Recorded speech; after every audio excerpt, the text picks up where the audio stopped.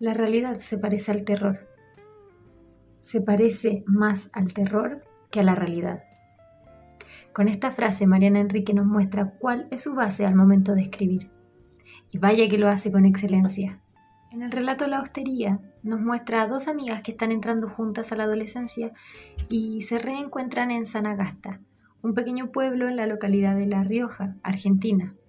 Florencia, nuestra protagonista, decide acompañar a Rocío, su amiga, a vengar el honor de su padre jugándole una broma a la dueña del local más concurrido del pueblo. Con una bolsa de chorizos y linternas en la mano, se adentran en una aventura que termina mucho peor de lo que pensaban. Todo pasa cuando nada pasa. Luces, lumas, pisadas, gritos, golpes en las persianas, amor encubierto, inocencia. ¿Fue acaso una pesadilla que involucró a ambas niñas? ¿O todo lo que se rumoreaba de la hostería era cierto? El terror psicológico traspasa el papel y nos mantiene con los dientes apretados, pensando en el verdadero significado de la historia. ¿Podrán las niñas olvidar lo que vivieron esa noche? ¿Podrán los adultos dar cara a la realidad? Cuando la memoria queda, la realidad nos asusta aún más que la ficción. Leamos hoy La Hostería de Mariana Enríquez.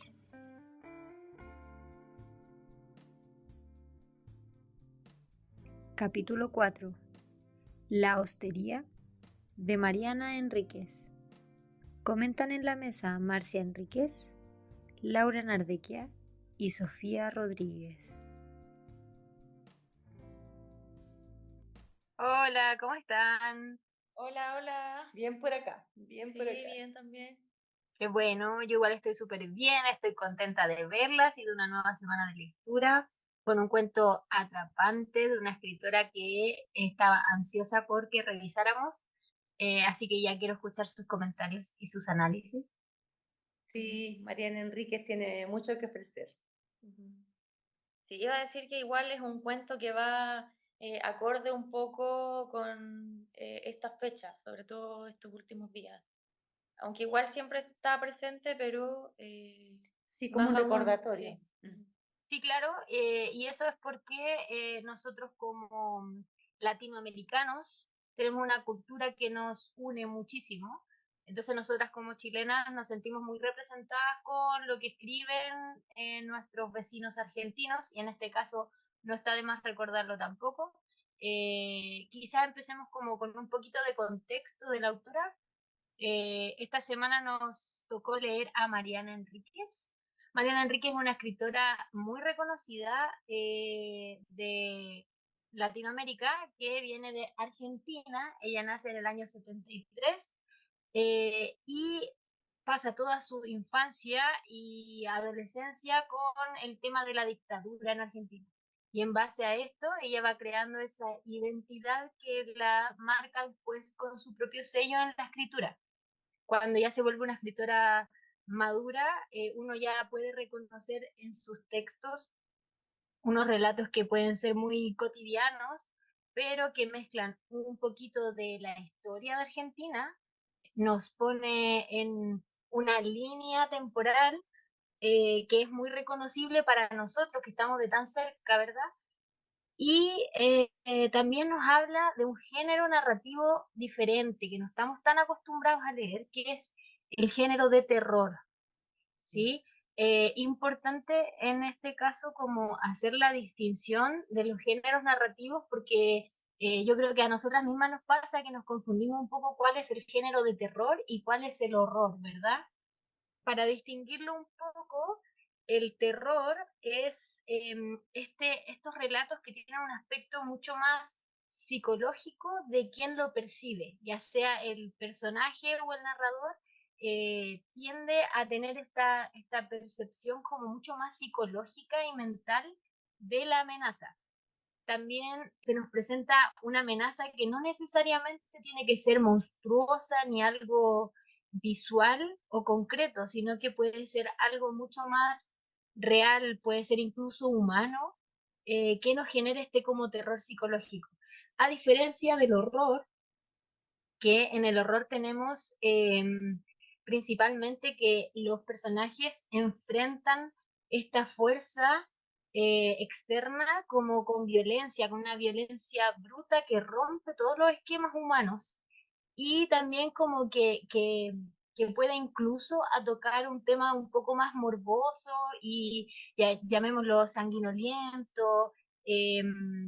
Porque te cause El asco. terror en sí, no, exacto, el terror en sí no necesita de un monstruo o de algo sobrenatural para provocar el misterio y el constante, como la constante ansiedad psicológica que te genera el relato.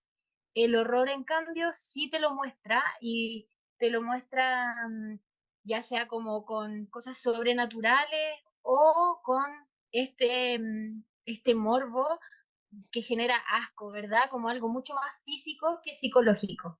Sí, no nos hace tanto pensar, nos hace más como sentir en carne, en estómago, ¿verdad?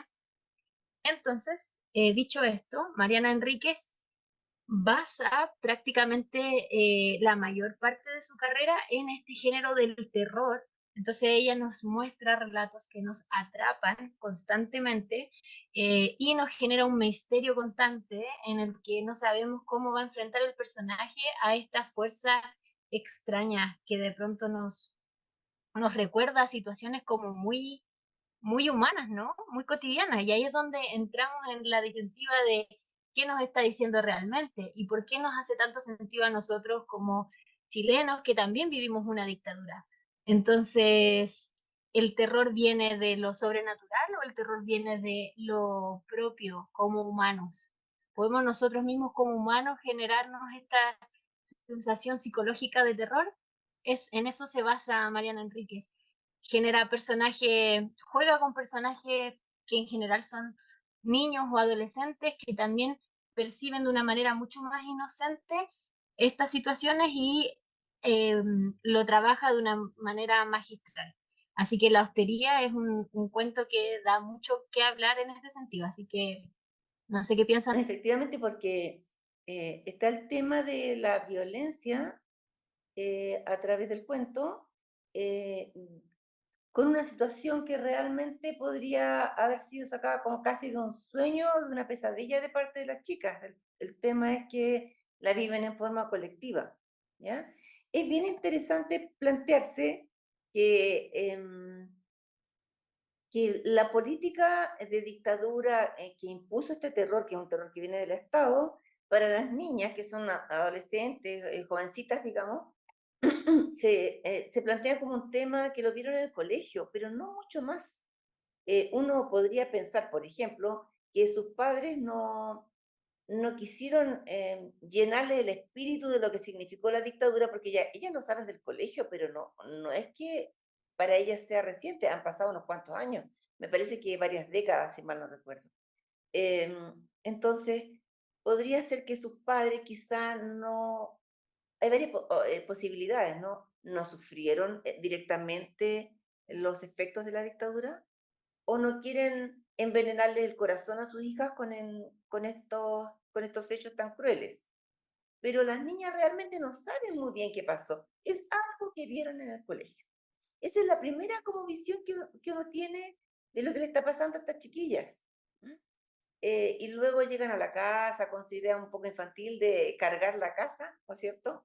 Y claro, a poco andar se encuentran con una casa que ya está bastante cargada porque la casa efectivamente había sido utilizada como un lugar de la policía y efectivamente así había sido utilizada como para cometer torturas y actos de violencia contra gente a la que se hizo desaparecer probablemente, ¿ya?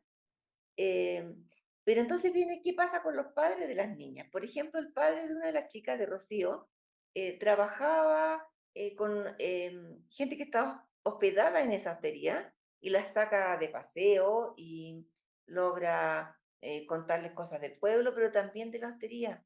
Y les cuenta de la hostería que ese lugar fue un recinto policial y que ocurrieron ahí hechos aterradores. Y es curioso que utilice, o sea, en realidad sí lo sabe, no se lo ha contado a su hija, no porque le resulte repugnante, sino porque no le interesa mayormente, solamente le saca partido, es increíble, ¿eh? Le saca partido desde el punto de vista turístico y no deja eso de llamar la atención. Y en ese sentido uno puede asumir que incluso las guerras y algún otro tipo de situaciones se utilizan como para generar turismo no parece muy sano, parece tremendamente morboso, pero sucede, ¿no? Sí. Sí, de hecho hay una serie en Netflix también que habla de eso, que creo que se llama El Otro Turismo, en el que utilizan como hechos bastante trágicos y la gente está dispuesta a ir a estos lugares como para que les cuenten de prácticamente primera fuente todos los hechos. Detalles. Sí, y detalles que en realidad solamente son para alimentar el morbo de la gente. Entonces tenemos como público para todo, porque él es el padre de Rocío vende esto, ¿ya? Pero también hay gente que lo quiere comprar, digamos, que quiere vivirlo de más cerca. Pero luego está el otro personaje, que es la dueña de la hostería, que por lo menos a mí, no sé a ustedes, pero a mí no me quedó claro si ella le molesta que estos hechos sean verdad o le molesta que se den a conocer, que no es lo mismo, ¿ya? A ella le molesta esencialmente que piensa que en términos comerciales no va a poder sacarle tanto partido a su negocio. Él por su parte piensa que va a atraer otro tipo de público. Claro que puede ser que en la pareja hay otro tipo de problemas, pero no se profundiza en eso, sino que en lo que sucede desde el punto de vista de sacarle partido a hechos aterradores que ocurrieron ahí, ¿ya? Y luego está el tercer aspecto, ¿ya? Que es que a la madre de Florencia el asunto no le interesa para nada. Entonces, hay todo un proceso de negacionismo en esto, de no querer ver la realidad, ¿ya? Y tan así es que las niñas, antes de entrar a ese lugar, ellas sí recuerdan que lo vieron en el colegio, pero incluso dudan. No están muy seguras si en ese lugar mataron gente o no. En ese lugar, ¿tú crees que mataron gente o no? No es algo que sepan muy claramente antes de entrar, ¿ya? Eh, y bueno, está claro que en este caso el hecho de que las niñas sean adolescentes las hace mucho más sensibles a lo que pueda estar de cargado la casa, porque ellas entran como a cargar la casa, pero la casa ya tiene una carga fuerte de podredumbre y de historia que arrastra con ella, ¿ya? Y por mucho que se la niegue, está ahí presente. O sea, no solamente se niega este aspecto que vendría siendo lo de la dictadura o estos crímenes que pasaron, sino que también se niega desde el ámbito familiar lo que pasa con estas chicas, partiendo inicialmente desde la familia de Florencia. El papá de Florencia se entiende que es un político y se sabe que la hermana mayor, entiendo yo que la hermana mayor, es muy buena para salir, la tienen calificada como que es un poco loca, entonces le afectaría a la imagen pública y política del papá. Entonces, ¿qué es lo que hace? Él un poco como que se deshace de sus hijas y de su familia entera casi y las manda a un pueblo que es un pueblo más rural como para apagar un poco esto. Y también está el hecho de que la hermana, que es Florencia, que es la protagonista, se da a entender que ella es lesbiana y que esto lo invisibilizan un poco y se reprime este mismo hecho. No solamente por ejemplo, por parte de la hermana mayor, sino que también por parte de la mamá, que hasta ciertos puntos de la historia se puede dar a entender que la mamá tiene claro que su hija es lesbiana, pero no quiere enterarse o prefiere ocultarlo y eso tampoco está bien. Igual da a entender un poco, sobre todo entendiendo como la época en la que está ambientado el cuento, los tipos de prejuicios que existían. Claro, porque hoy en día sería más aceptable la situación, pero en ese momento, en realidad, a la chica, a Florencia, ya deja de reprimir la dictadura, pero la reprime su hermana, la reprime su papá, la reprime su Y la mamá. mamá. Es complejo, ¿ya? Entonces, al final sí es cierto, uno ve varios tipos de negaciones en esta historia. Claro, uno también se podría preguntar qué pasa si es necesario seguir como hablando y ahondando en esta situación de una dictadura que pasó hace tanto tiempo. Por ejemplo, en el caso chileno, estábamos conmemorando los 50 años y el sentido de volver sobre lo mismo puede parecer como cargoso o redundante, pero es que hay algo que no está resuelto, por lo menos en Chile, y asumo que en Argentina tampoco. Sí, Y es que todavía hay muchas familias que tienen personas desaparecidas que fueron víctimas de esta situación y que todavía no saben dónde están. Y el punto está en que probablemente la información sí existe. Entonces, se hace necesario que esa información llegue a la gente y que esto se limpie para poder limpiarlo, para descargar la casa que al final es la sociedad completa. sí. ¿Mm? Y respecto a eso mismo que estás diciendo, yo había estado leyendo una entrevista hace poco que le hicieron a ella y ella incluso dice que le parece súper injusto que a los escritores argentinos o escritores chilenos les digan que ya de nuevo están con una historia acerca de la dictadura, porque ellos básicamente crecieron y vivieron esta época. Entonces es un trauma que igual del que necesitan hablar. O sea, por algo hasta el momento siguen escribiendo esto. Y también está el hecho de que ella también lo menciona, que se puede considerar que la dictadura terminó en cierto periodo histórico, pero técnicamente terminó en una fecha específica, pero socialmente sigue estando hasta el día de hoy. Y esto ya sea porque se empiezan a saber cuáles fueron los hechos que ocurrieron, después empiezan todas las vivencias de las personas que fueron víctimas, que no solamente las afecta a ellas como personas, sino a todo su círculo, o sea, ya a sus hijos, a la familia, a las personas cercanas, a los conocidos. Y eso ya no es solamente a una generación, sino que se va pasando cada vez hacia más gente. Y claro, y es porque Entonces, no se... socialmente sigue Sí, existiendo, no es algo que debiéramos decir ya terminó, ya pasó, no se habla más.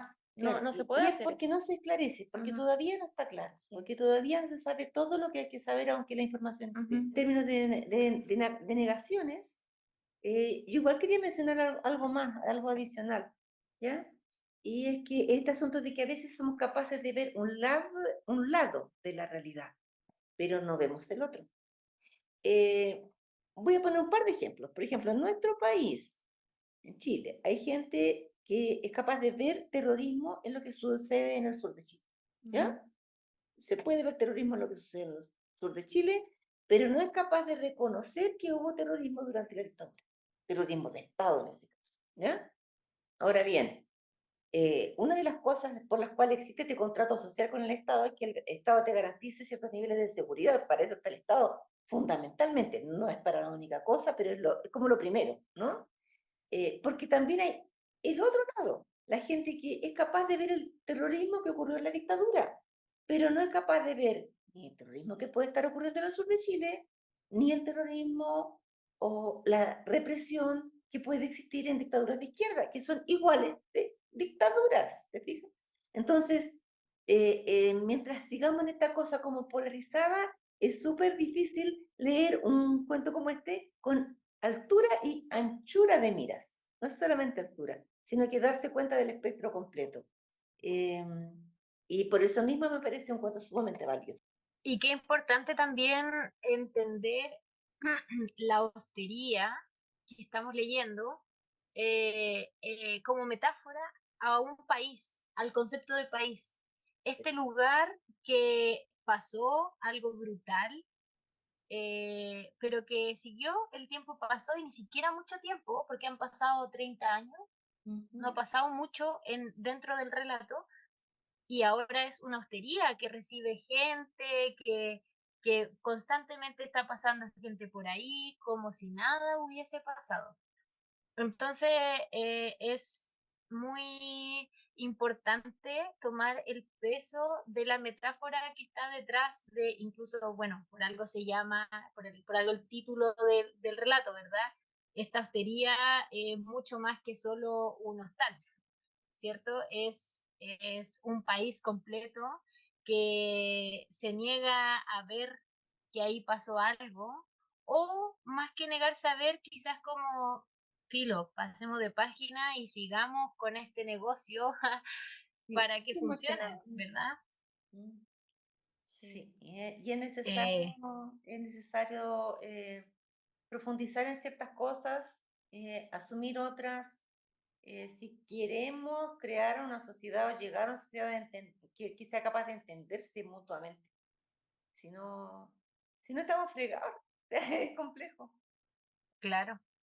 Y igual está muy bien logrado el género porque te mantiene constantemente atrapado, te mantiene con esa ansiedad de qué es lo que está pasando. Hay que leerlo, recomendado al 100%, hay que leerlo.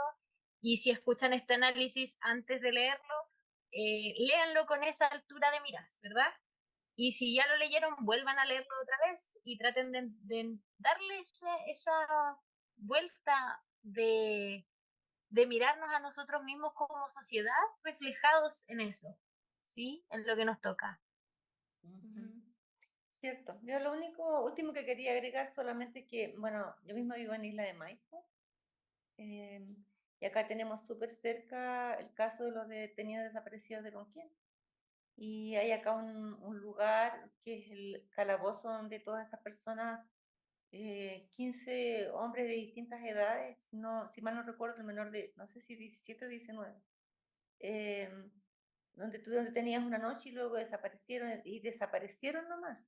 Y finalmente cuando vinieron a aparecer, esto fue el 73, el 78 aparecieron sus restos.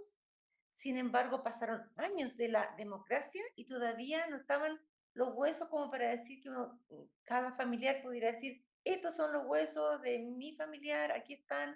Y no, el proceso continuaba y continuaba y apenas se pudo rescatar una pequeña parte del total. Entonces, claro que es difícil sanar, en esas condiciones es difícil sanar. Siempre es un buen momento para hacer memoria y qué mejor que hacerlo con literatura, ¿verdad? Así es. Oye, un gustazo como siempre. Nos vemos la próxima semana. Ya, pues nos estamos viendo. Sí.